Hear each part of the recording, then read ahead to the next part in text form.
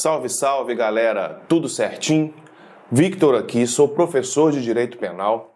E aí, pessoal, hoje traremos para vocês um tema da parte geral aí do nosso Direito Penal, que é o tema do concurso de pessoas. Pessoal, é um tema muito importante aí para você que está fazendo a prova da Polícia Militar de Minas Gerais, então com muita incidência em provas, então não podemos deixar aí de abordar esse tema com suas nuances e todos os seus detalhes. Pessoal, mas antes de mais nada, antes de iniciarmos aqui o nosso trabalho, gostaria de lembrar a vocês de deixar seu like, não se esqueça do feedback também, que é muito importante para a gente, nos comentários aí. Ative as notificações para receber todas as novidades aí, que tem muito concurso bacana para estar disponibilizado para vocês aí, beleza? E aí, gostaria de dizer também, pessoal, que nós temos aí esse concurso na nossa plataforma, uma apostila com teoria e questões, abordando aí todos os temas, que com certeza vai auxiliar vocês aí nessa jornada rumo à tão sonhada aprovação no concurso da Polícia Militar do nosso estado de Minas. Beleza, pessoal? Trazer para vocês aí na tela o tema que nós iremos trabalhar hoje, é o tema do concurso de pessoas, é um tema afeto aí à parte geral do direito penal. Pessoal, antes de mais nada, antes de adentrarmos no conteúdo em si, gostaria de fazer com vocês algumas distinções que já de plano farão com que vocês entendam o nosso tema, a posição da teoria do concurso de pessoas, e com isso já conseguir aí até mesmo identificar um possível gabarito numa questão. Pessoal, antes de mais nada, gostaria de deixar para vocês uma observação que o tema do concurso de pessoas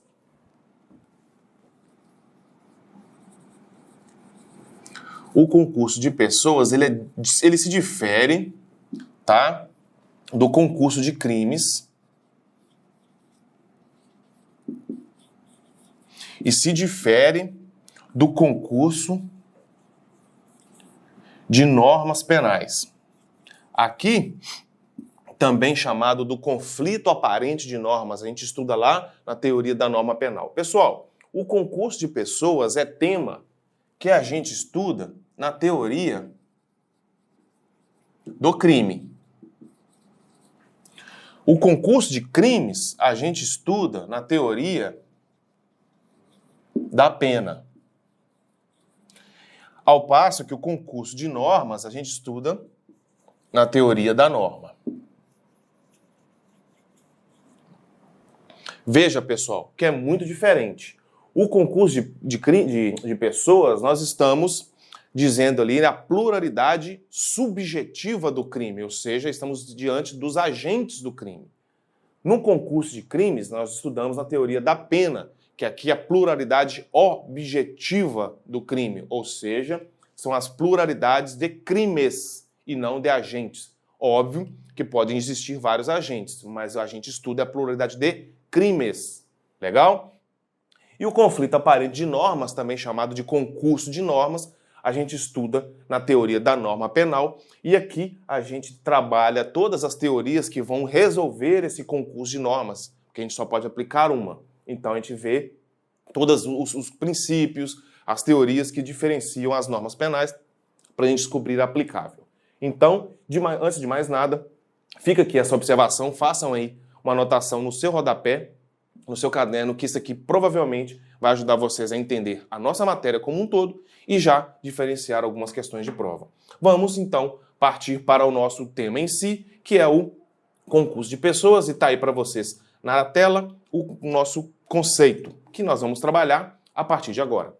Pessoal, só há que se falar em concurso de pessoas quando, por óbvio, existem várias pessoas.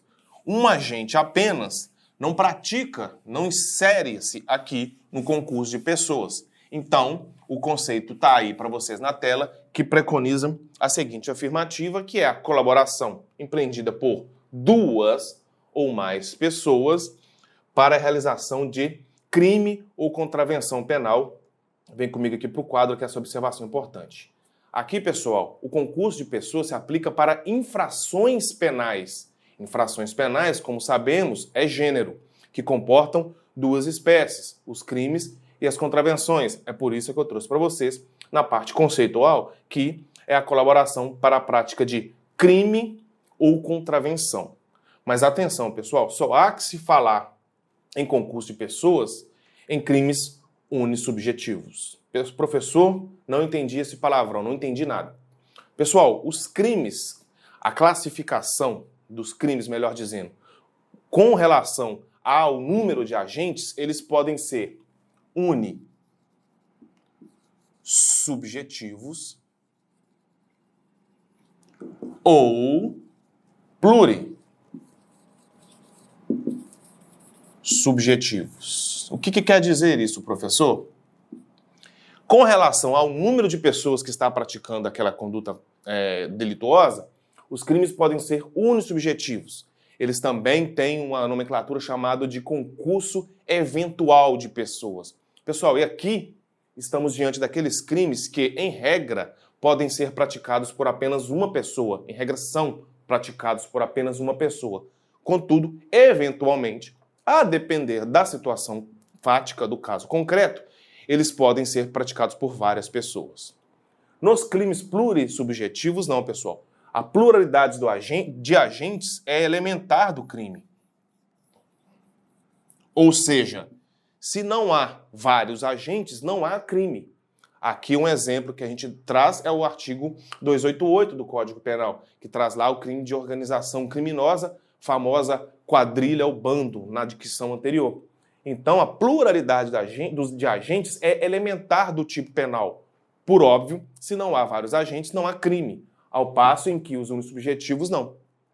A pluralidade de agentes não é elementar do tipo penal. Então, pessoal, aqui não estamos diante dessa situação.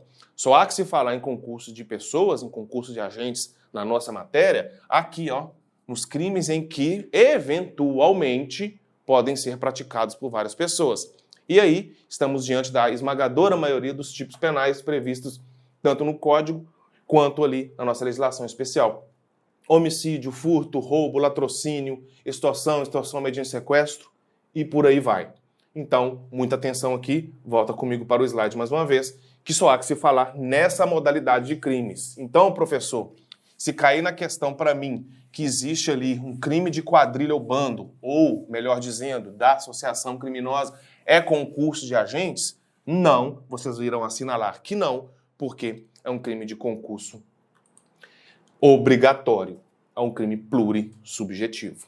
E aí, pessoal, para que ocorra na situação concreta essa situação de concurso de agentes, teremos que preencher alguns requisitos que a doutrina traz para a gente, que vai ali caracterizar essa convergência criminosa. E aí vamos trabalhar um a um para ficar didático e melhor entendermos o nosso conceito e os nossos requisitos. Qual que são?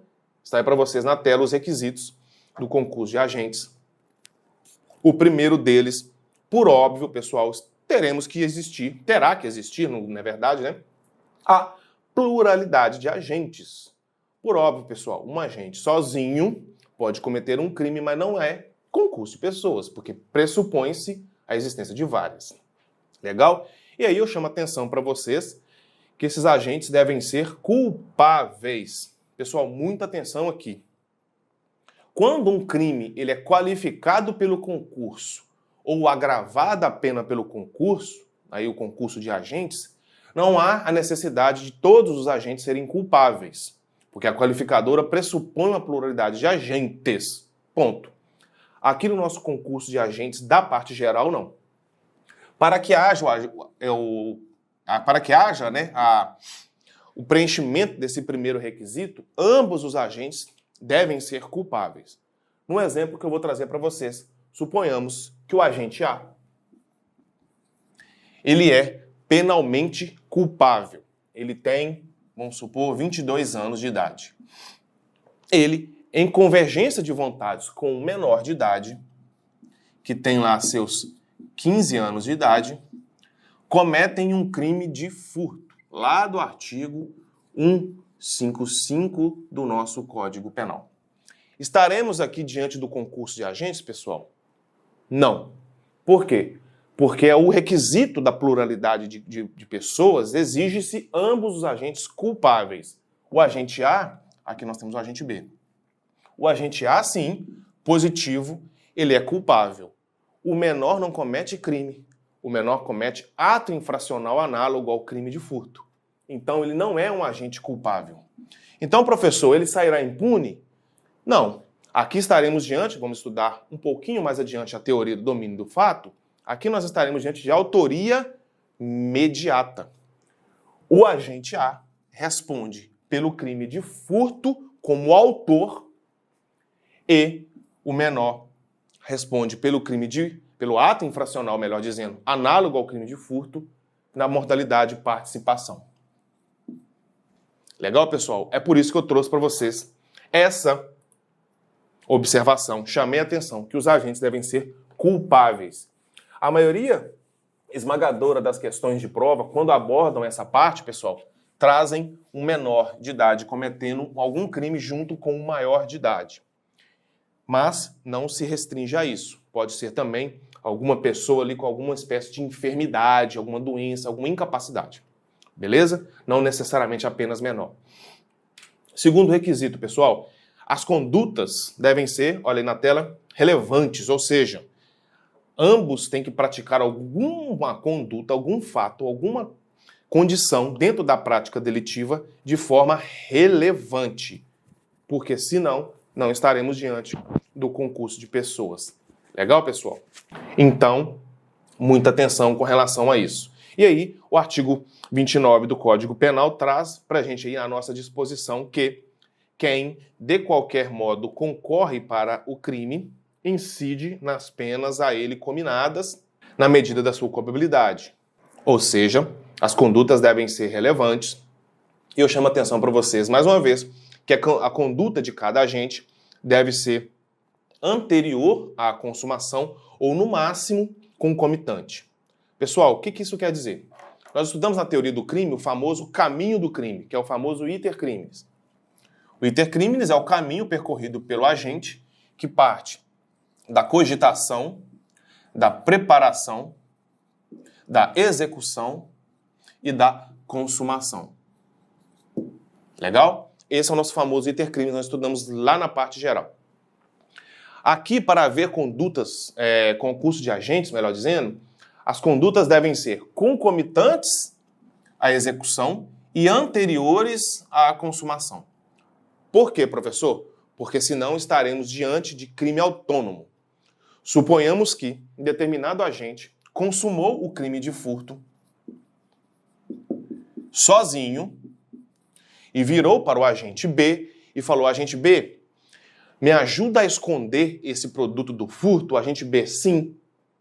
Veja, há a convergência de vontades. Contudo, porém, todavia, após a consumação do crime. E aqui não estaremos diante de concurso de agentes, e sim de crime autônomo.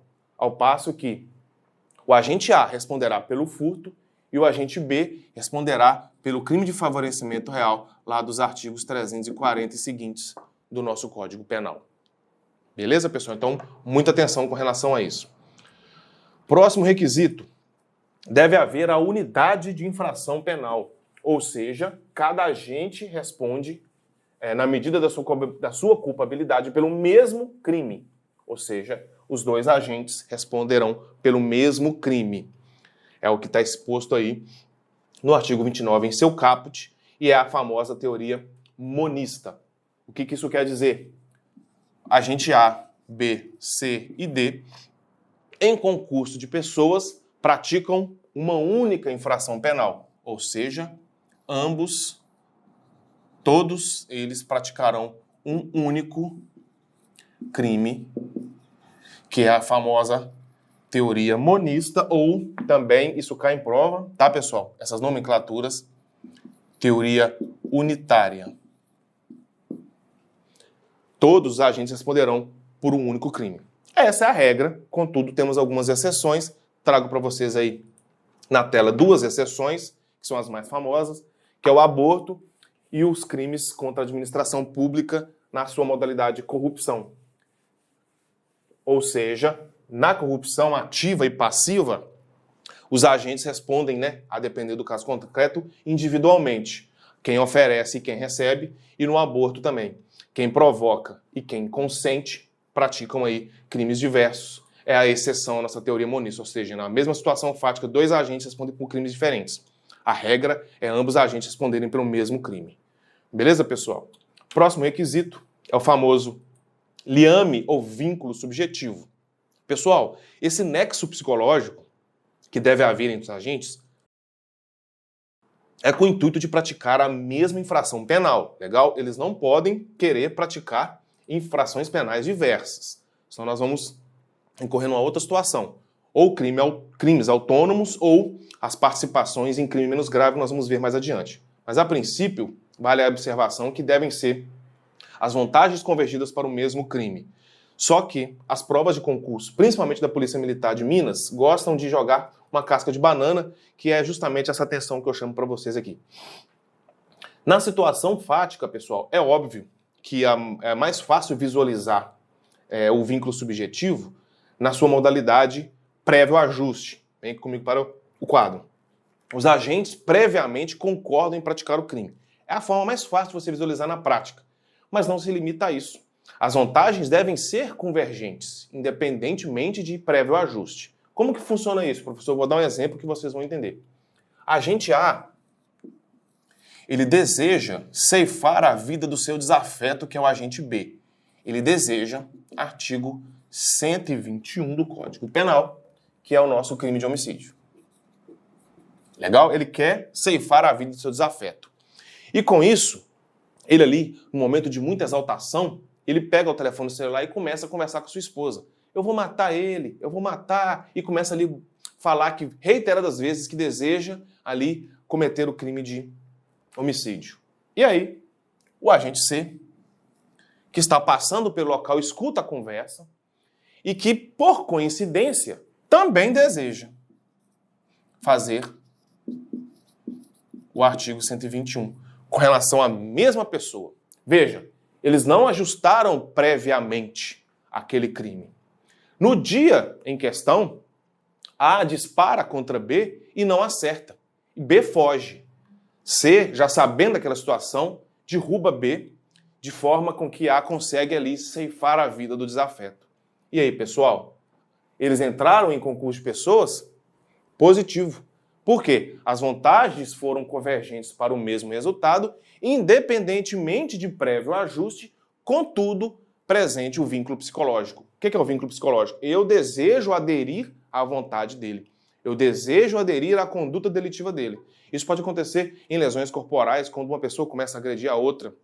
E um terceiro entra também nessa jogada, nesse jogo, e começa a agredir a vítima. Eles também incorrem em concurso. Então esse vínculo psicológico, eu chamo a atenção mais uma vez, não é necessariamente o ajuste prévio, aquela combinação anterior à prática do delito. Beleza, pessoal? Muita atenção, que isso é muito explorado pelos examinadores. Tranquilo? Vamos aí prosseguir. Aí sim, a teoria do domínio do fato. Pessoal, o que significa a teoria do domínio do fato? Até o surgimento dessa teoria, cunhada ali por Hans Welzel em 1939, o direito penal tinha uma dificuldade muito grande em punir o famoso mandante do crime. Por quê? Porque para as teorias anteriores, autor do crime era somente aquele que praticava o núcleo verbo do tipo. Ou seja, somente era autor quem praticava o artigo 121, o núcleo, por exemplo, do artigo 121, do artigo 55. Então ficava muito difícil punir os mandantes, os famosos mandantes do crime, que as pessoas que comandam, sei lá, uma organização criminosa e ali os seus subalternos praticam vários delitos. E com essa teoria, não.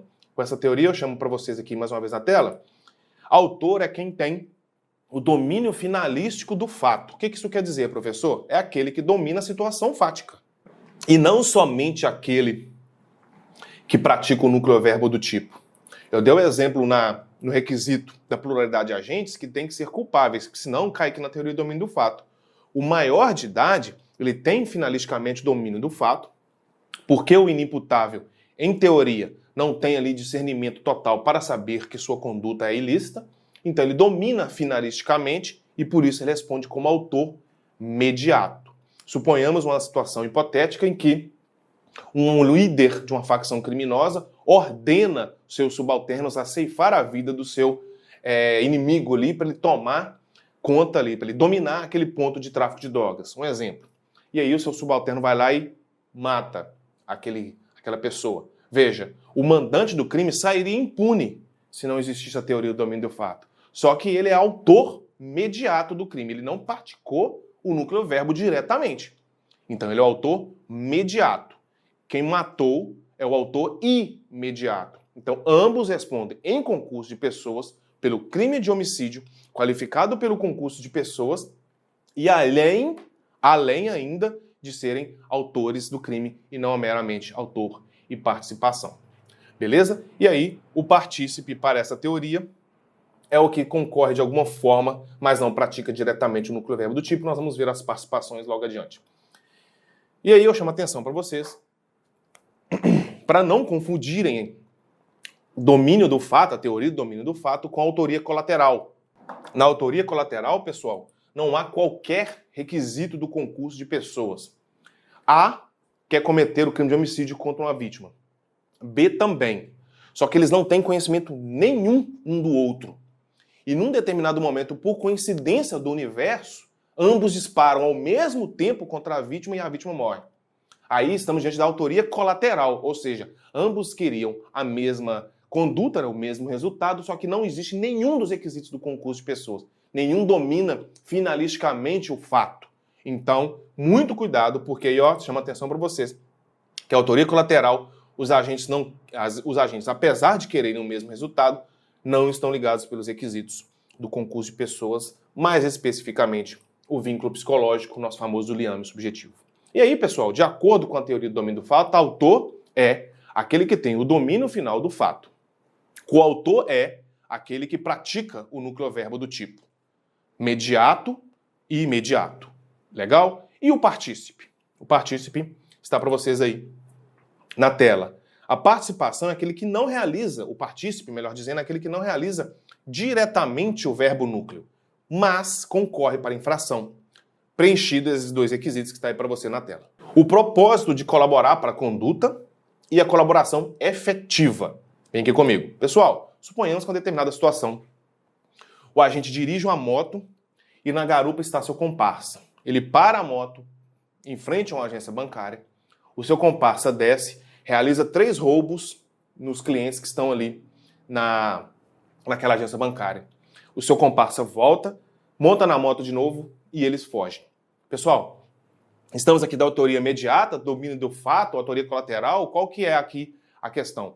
Isso é muito importante vocês diferenciarem, porque aqui estamos diante de participação e autoria. Então, quem dirige a moto colabora efetivamente e ainda tem a vontade de colaborar. Então, ele tem que ter o dolo de colaborar e ainda essa colaboração tem que ser de uma maneira que seja realmente imprescindível para a consumação do crime. Então, muita atenção. Nesse exemplo, que é famoso também em prova, quem efetuou o núcleo verbo do tipo? Autor. Quem pilotou a moto ou quem colaborou de alguma forma acessória? Partícipe. Muita atenção aqui, volta comigo. Tá aí para vocês, os requisitos. O propósito de colaborar e a colaboração realmente efetiva. Beleza? Pessoal, quais são as espécies de participação? Elas se dividem em 2 blocos que, por si, se dividem em outros.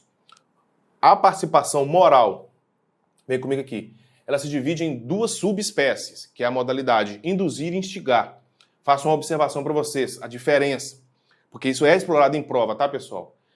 Indução é quando você cria uma ideia até então inexistente. Como que funciona isso? Tem 2 amigos conversando num bar, sentados numa mesa de bar. Um vira pro outro e fala assim, nossa, vamos praticar um crime de furto naquela loja ali de frente, olha lá quanta roupa bonita. O outro, rapaz, isso é uma boa ideia, vamos. Ele induziu, ele criou uma ideia, eles não pensavam nisso até aquele momento. A diferença da instigação. A instigação é reforçar uma ideia até então pré-existente. Como que funciona isso, professor? No mesmo exemplo, um vira para o outro e fala, nossa, sempre quis roubar aquela loja, nunca tive coragem. O outro vira e fala, se falta coragem, não vai ter mais essa... se faltava coragem, agora não falta mais. Vamos lá roubar o outro rapaz. Então vamos. Ele reforçou aquela ideia. Ele quis reforçar uma ideia. E isso ele fez uma instigação. Volta comigo aqui para o slide. está para vocês aí agora a colaboração material, que é a participação de uma forma concreta, pessoal. Como é que funciona isso? Eu emprestar, por exemplo, instrumentos para a prática do crime. Às vezes a pessoa fala assim, nossa, quero matar uma pessoa, mas não tenho como. Aí a pessoa vai, não, tá bom, toma aqui o meu revólver, pode ir lá e mata. Ele participou materialmente, ele deu subsídios materiais, objetivos, para a prática do crime. Essas diferenças, pessoal, da moral e da material são muito exploradas pelas bancas da Polícia Militar de Minas, tá? Isso eu já vi várias vezes em questões abordando essa diferença. E aí, dentro dessa parte de participação, nós temos que abordar aqui alguns detalhes que estão espraiados ali no nosso capítulo de concurso de pessoas no Código Penal. O primeiro deles é a famosa participação de menor importância. Olha aí para vocês na tela. No seu parágrafo 1º, o artigo 29 traz a seguinte ideia. Se a participação for de menor importância, a pena pode ser diminuída de 1/6 a 1/3. O que é essa participação de menor importância, professor? Ela é aí uma causa de diminuição de pena e é um direito subjetivo, igual está para vocês aí na tela, do réu. O juiz deve, é obrigatório essa diminuição. Mas como que funciona isso? A participação de menor importância, pessoal, quanto mais longe a participação for da consumação, aqui está o iter criminis, cogitação, preparação, execução e consumação. Aqui está a consumação do delito, correto? A participação de menor importância quer dizer, quanto mais distante da consumação, menor será a diminuição, maior será, melhor dizendo, a diminuição da pena do agente. Ou seja, se ele participou aqui, ele terá uma redução. Aqui ele terá uma maior redução. Quanto mais próximo da consumação do crime, menor será a sua diminuição. É isso que quer dizer esse parágrafo 1º que está aí para vocês na tela. Ou seja, a pena pode ser diminuída de 1/6 a 1/3. Quanto mais distante da consumação, maior a redução. Quanto mais próximo da consumação, menor a diminuição. Legal, pessoal? Pessoal, próximo tópico. A participação impunível. Como que funciona a participação impunível, pessoal? A participação impunível funciona da seguinte forma. Não se pune a participação se o crime fim não chega a ser sequer tentado. Suponhamos que um agente A, desejando ceifar a vida de B, ele pede a C um revólver emprestado. Então eles aqui estariam, em tese, em concurso de pessoas, um na modalidade futuro autor, por assim dizer, e aqui o partícipe. Ele virou e falou assim, nossa, quero ceifar a vida de fulano. Me empresta seu revólver? O cara falou assim, empresto. Toma aqui o meu revólver, vai lá e empresta pelo revólver. O agente de punho do revólver fala assim, amanhã eu consumo o crime.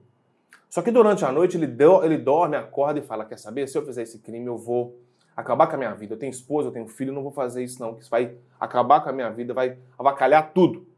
E não chega a sequer tentar o crime de homicídio. Vamos punir o partícipe por isso? Não, professor. Não. Por que não? Porque o crime fim, o crime principal, não chegou a sequer ser tentado. É isso que está exposto para vocês aí no artigo 31. O ajuste, a determinação ou instigação e o auxílio, salvo disposição expressa em contrário, ou seja, salvo se o próprio tipo penal não prever algo em contrário, não são puníveis se o crime fim, ou seja, se o crime principal, não chega sequer a ser tentado. Beleza, pessoal? Então, se não há a tentativa do crime principal, não se pune a participação. Porque não tem como, né, pessoal, punir uma coisa que você não quis participar ou não participou efetivamente. Legal? Pessoal, próximo tópico. Participação em crime menos grave. O que é isso? Está lá escrito no parágrafo 2º. Se algum dos concorrentes quis participar de crime menos grave, ser-lhe-á aplicada a pena deste. Essa pena será aumentada até a metade na hipótese de ter sido previsível o resultado mais grave. O que é isso, professor? A primeira parte do dispositivo traduz a ideia que o vínculo subjetivo existia tão somente ao crime menos grave. Como é que funciona isso? É o exemplo clássico. Dois agentes querem furtar uma casa. Um fica na porta, o outro sem que o comparsa saiba, está armado e entra na residência e começa a furtar. No que ele está furtando, o dono da residência, que até então eles imaginavam que não estaria lá, aparece. E essa pessoa, esse agente, mata o dono da casa. Ora, aquele que ficou na porta, ele tinha dolo apenas no furto, ele não tinha dolo no latrocínio. Então ele não responde pelo latrocínio, ele responde apenas pelo crime que ele quis inicialmente. É o que está exposto para vocês aí na tela, na primeira parte. Ó, só responde pelo crime que ele quis inicialmente. Entretanto, se há na previsibilidade aí desse crime mais grave, ele responde pelo crime, né, menos grave, pelo crime menor, e aí aumenta a pena dele. Então, suponhamos que nesse mesmo exemplo, antes de adentrar a casa para poder furtar, o agente que está armado mostra a arma para o comparsa, fala assim, olha, eu estou armado. Ou seja, um resultado mais gravoso entrou na esfera de possibilidade do agente que ficou na porta. Então, nesse caso, ele continua respondendo pelo crime de furto, só que a pena aumentada. Por quê? Ele tinha o dolo do furto, mas era previsível acontecer um resultado mais grave, porque o outro comparsa mostrou para ele a arma. É isso que está o que prevê essa questão da participação em crime menos grave. E esse exemplo do furto, pessoal, é clássico para cair em prova. Legal? Pessoal, próximo tópico, as circunstâncias incomunicáveis. O que é isso? Está escrito lá no artigo 30 do Código Penal. Não se comunicam as circunstâncias e as condições de caráter pessoal, salvo quando elementares do crime. Pessoal, nós temos que fazer aqui duas distinções. Eu trago para vocês aí na tela que esse tema é um pouquinho complicado. Vamos lá. O que são elementares? Pessoal, elementar é aquela prescrição, é aquela escrita que está no tipo penal que integra o tipo penal. Por exemplo, no artigo 121.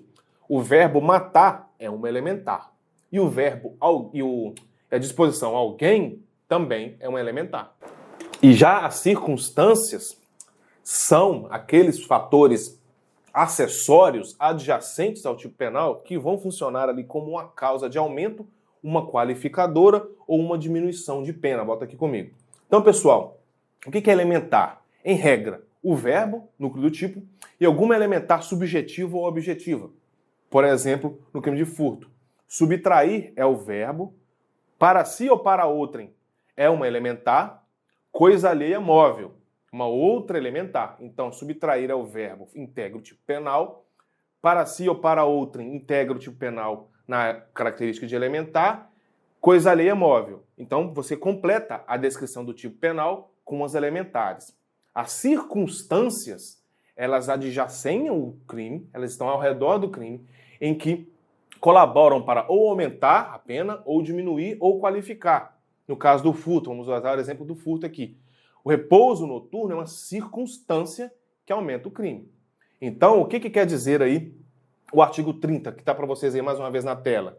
Que essas circunstâncias, ou seja, essas condições que estão paralelas ao crime, não se comunicam aos agentes.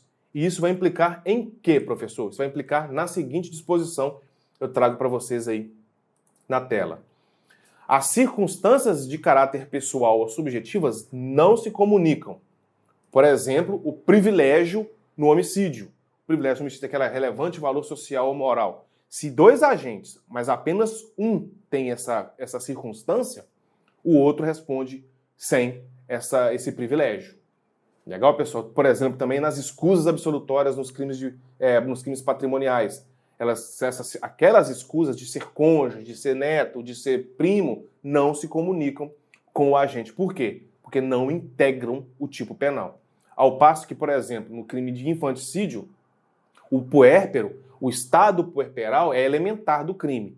Então, se duas pessoas praticarem, mas só uma está em estado puerperal, por exemplo, marido e mulher, ambos respondem pelo infanticídio. Por quê? Porque essa elementar, que é de caráter pessoal da mãe, se comunica com o coautor, no caso aí o marido. Volta comigo para a tela e atenção, é preciso que entre na esfera de conhecimento dos demais, ou seja, essa circunstância deve ser de conhecimento de todos. Olha, eu sei que aquela pessoa é meu pai, que é pai do meu comparsa, melhor dizendo, eu sei que aquela pessoa é avô do meu comparsa, então tem que entrar na esfera de conhecimento aí, porque senão estaremos diante de imputação penal objetiva que é vedada pelo direito penal. Pessoal, com relação ao concurso de pessoas, é isso que eu tinha para trazer para vocês.